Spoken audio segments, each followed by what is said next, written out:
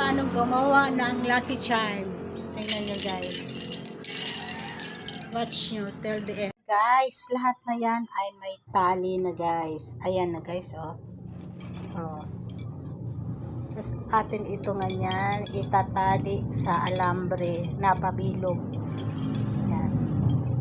Ito guys, ito yung sinulid guys. Kumuha ka ng ganyang kahaba. Yan. Tapos, papasok nyo lang dito sa butas. Yan, puputasan nyo ng ganyan, oh. Yan. Ito yung butas na yan.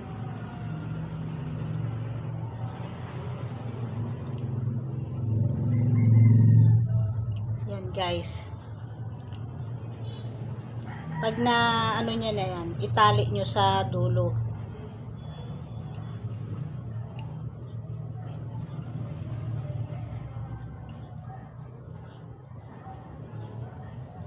Yan guys. At pag nakatatlo na kayong ganito, hanggang tatlo lang guys, para hindi siya nagbubuhol-buhol. So, ganyan lang siya guys. Yan. Yaano siya dyan. Tapos yung parang nagtatahi kayo guys, para hindi siya magdidikit-dikit. Pag ano nyo na guys, yan. Para ka nagtatahi. Yan na siya guys. So, tatlong ganyan. Kasi pag gumalaw-galaw na yan guys, maingay na. Yun na yung, ano, pag hinangina na siya, tatama na yung ano niya. Mag-uumpog-umpugan na siya lang ng ganyan, no guys. Nakikita ko sa inyo yung finished product mamaya. Guys, tips lang. Paanong gumawa ng charm. Ano ba? Chime. Yun, oh. Butasan nyo yan, guys. Patuyuin nyo. Huwag sa sikat ng araw kasi lulutong yan. Sa loob lang ng bahay yan. Patuyuin nyo, tapos butasan nyo. At gawin yung, ano, butasan nyo, lagyan nyo ng tali. Mga 3 piraso. Bawat isang tali, 3 piraso. At, ganyan lang, guys. Kumuha kayo ng pako. Tapos bubutasan nyo ng ganyan, dahan-dahan na butas, at mamaya pakikita sa inyo paano gawin. Ito na guys ang finished product guys. O, tingnan nyo guys. Pero yung sabitan niya guys, hindi ko pa naayos. So, mamaya natin lalagyan. Ito yung alambre niya guys. Sample lang ito guys. Yan. Yung alambre, ipaikot-ikot niya lang, pa-roll-roll mo. Tapos yung ganyan. Guys, malapit na mayari yan. O yan, o, tinatali mo lang dito, o. Tatali mo lang dyan. O, tingnan nyo guys sa mahangin. Ayan, o. Nagtutunugan sila. Yan. Ilalagay pa ito. Pag hindi pantay, lagi kayo maglagay. Kung nagaganyan siya, doon ka naman maglagay. So, ito, pantayan natin. So, meron pa tayong natira. Yan. Wait nyo na lang yung pag natapos. Kasi mahirap nagka-camera tapos nagkakabit. So, wait nyo matapos. Taran! This is it. Ito na guys ang finished product. Ito na guys ang finished product guys. Ito na guys. Oh.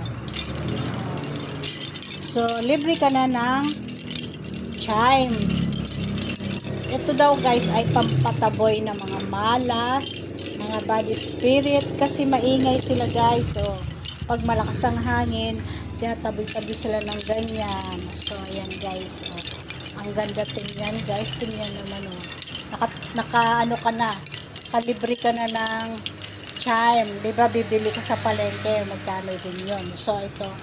Ano lang to ng shell ng tahong. So, wag nyo itatapon ang mga shell ng tahong nyo guys. Makakagawa kayo ng chime. Oh. Pwede mo rin pinturahan yan kung anong kulay. So, ako simple lang kasi pag matagal na, kukupas din yan, magiging kulay puti.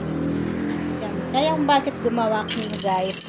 Dahil mababa kami sa kalsada. So, tingnan mo naman, oh, pababa dito. So, hanggang dito sa amin sa papasok.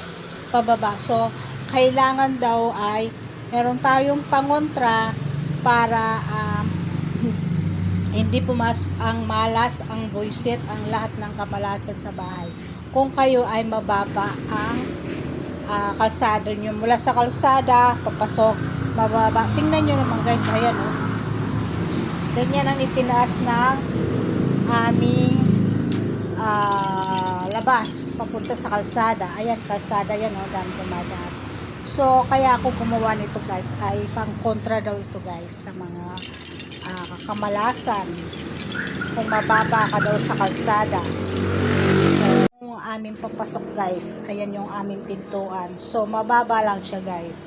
So kailangan natin mga ipangontra tayo guys. So ayan oh, ginawa ko. So walang gastos. Pagkakain mo, patuyuin mo. Huwag nyong ibibilad kasi lulutong siya. So yan lang guys ang mapapayo ko sa inyo paano magawa nito ng pampang-kontra. Yung tawag ito ay siya shine ba tawag ito? Ayan, basta.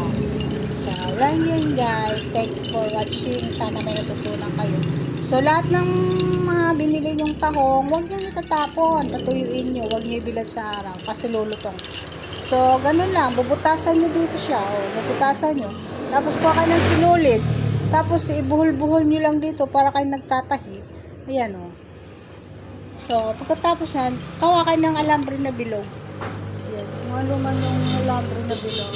So gawin yung ano. Ayan o. So ayan, tali nyo. Tapos sabit nyo kung saan nyo gusto isabit. O isasabit ko yan dito mamaya. Ayan. Para pag humahangin is nagtumutunog siya.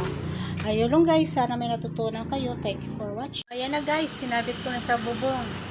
Pag umahangin siya dyan, mag-iingay siya dyan guys. Yan. So gawa na kayo guys.